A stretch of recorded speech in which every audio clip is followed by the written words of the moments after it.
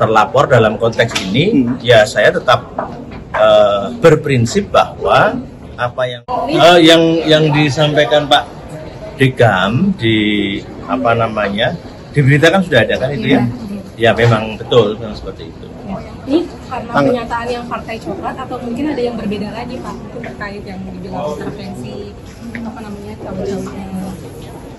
Sejauh saya tahu laporan terhadap saya di MKD itu ya soal postingan saya di TikTok tanggal 25 November kemarin. Ya, responnya Bang, melihat ini kan ada juga beragam reaksi terkait dengan ada pelaporan MKD ini, ada bentuk otoriter dan sebagainya atau pembukaman terhadap anggota DPR. Tanggapannya sebagai terlapor nih Bang, melihat fenomena ini Bang? Kalau saya menganggapnya ini kan sebagai mekanisme yang wajar, itu ya yang pertama. Dan saya sebagai terlapor dalam konteks ini, ya saya tetap berprinsip bahwa apa yang saya tayangkan itu ya seperti itu, dan saya akan mempertahankan itu di sidang besok. Saya akan beri penjelasan di sidang besok. Besok saya 14.30. Tapi merasa nggak sih Bang kalau pernyataan Abang ini melanggar kode etik? Atau oh enggak. Enggak. Enggak, sekarang begini. Kalau teman-teman itu mengikuti dari awal sampai akhir postingan saya, yang paling penting di situ yang harus dilihat apa? Saya nggak menyatakan pendapat apa-apa loh di sini. Saya cuma mengatakan, ini ada berita dari podcast Bocor Alus seperti ini loh. Itu kan tayangannya panjang yang Bocor Alus. Nah, yang saya lakukan saya paraphrase kan, sehingga jadi pendek gitu. Inti dari podcast Bocor Alus itu seperti ini. Kan gitu. Lalu saya meminta kepada polisi klarifikasi.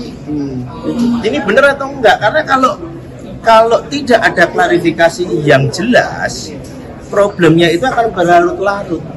Gitu loh. Intinya berarti mempertanyakan gitu ya Pak ke Polri untuk mengklarifikasi yang itu bukan untuk membocorkan. Iyalah. Saya ini bagaimanapun keluarga besar Polri. Ya.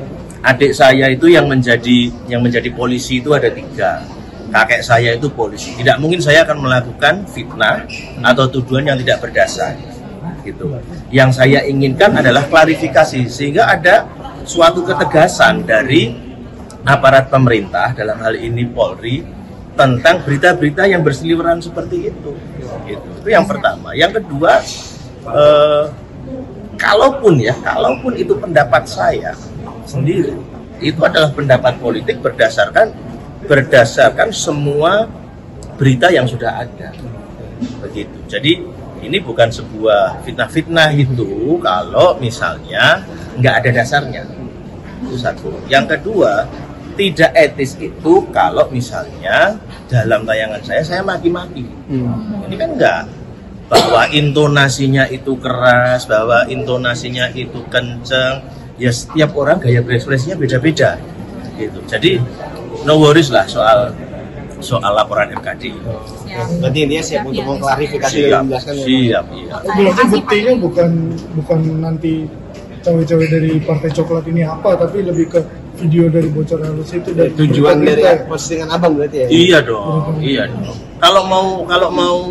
Kalau mau tanya tentang bukti adanya cawe-cawe baik institusi kepolisian dalam pilkada kemarin bukan wilayah saya. Wilayah saya itu wilayah politik, gitu. Wilayah politik itu ada satu laporan, ada berita dari sebuah media, itu saya sudah bisa ngomong, itu saya sudah bisa berpendapat, itu hak konstitusional sebagai anggota DPR dan ada imunitasnya, gitu. Itu kira-kira. Dari fraksi ada pesan jangan atau apa? Kemarin kan di DPP juga cukup keras merespon adanya panggilan ini Bang. Dari fraksi udah calling belum Bang?